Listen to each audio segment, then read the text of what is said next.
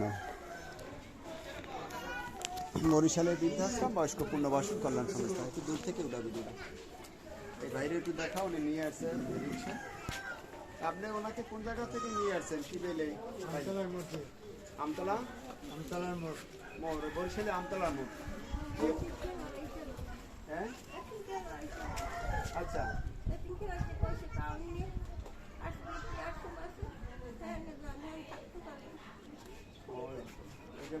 বরিশালে আমাদের যে আমতলা মোড়, সরকারি শিশু, হ্যাঁ, এতিমখানা, হ্যাঁ হ্যাঁ। ওইখানে আসছিলেন থাকার জন্য। তো ওইখান থেকে ওনারা বলছে যে এই কাউনিয়া হাউজিং বৃদ্ধাশ্রম আছে এখানে।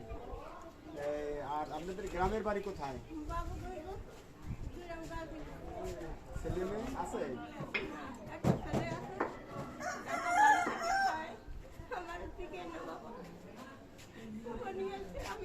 শহরের বাচ্চারা ডাইরেক্ট তলে পর্যন্ত মারা গেল। স্বামী আছে? ছেলেমেয়েরা খোঁজ খবর রাখে না? না, একটা ছেলে, ঢাকায় থাকে তারা। তো আসলে মর্মান্তিক। উনি আমাদের একজন বয়স্ক মায়ের মতনই দেখেন, কিন্তু সে যে সন্তানদের দ্বারা অধিকার থেকে বঞ্চিত। সন্তানের কাছে থাকবে, এটি আমরা সকলে প্রত্যাশা করি। বৃদ্ধ বয়স আসলে আজকে তার এই পরিণতি বৃদ্ধাশ্রমে। কেনই বা এই বৃদ্ধাশ্রমে আসা? আমরা ধিক্কার যারা এই সমস্ত সন্তানদের।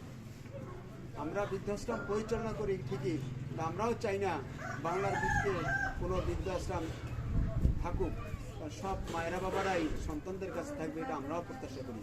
কিন্তু অনুপায় এই সমস্ত বৃদ্ধরা যাবে কোথায় যখন তাদের ছেলে সন্তানরা এই মা বাবাদেরকে ভালোবাসে না, খাবার দিচ্ছে না, তাদের স্থান বাসস্থান থেকে ত্যাগ করে দেওয়া তারাই দেওয়া হয়, তখন এরা যাবে কোথায়? এই শীতের মাস 2024 সন ডিসেম্বর মাসের আজকে 8 তারিখ। এই বৃদ্ধ মাটি আমাদের বৃদ্ধাশ্রমে আসছে। আপনারা সকলে দোয়া করবেন এই বৃদ্ধ মাটি যেন আমাদের এই বৃদ্ধাশ্রমে খেয়ে পরে ভালো থাকতে পারে এবং সুস্থ থাকে, সেই প্রত্যাশা আমরা সকল শুভাকাঙ্ক্ষীদের কাছে করি। আর আমাদের একটু সাইনবোর্ডটা দেখায় যদি, বরিশালে বৃদ্ধাশ্রম বয়স্ক পুনর্বাসন কল্যাণ সংস্থা, একটু সাইনবোর্ডটা দেখাই দাও স্পষ্ট এখান থেকে। নির্যাতিত, একটু দূর থেকে উঠে নাও সাইনবোর্ডটা। নির্যাতিত, অবহেলিত, নিঃসন্তান, ঠিকানাবিহীন বৃদ্ধ মায়েদের বাবাদের এখানে ফ্রি লালন পালন করা হয়। আমাদের এই বৃদ্ধাশ্রমটিতে 85 জন বৃদ্ধ মায়েরা বাবারা বর্তমানে ফ্রি লালন পালন হচ্ছে। আর 8টি বিল্ডিংয়ে এই নিবাস কার্যক্রম পরিচালিত হচ্ছে। তো সবাইকে আমরা ধন্যবাদ জানাই।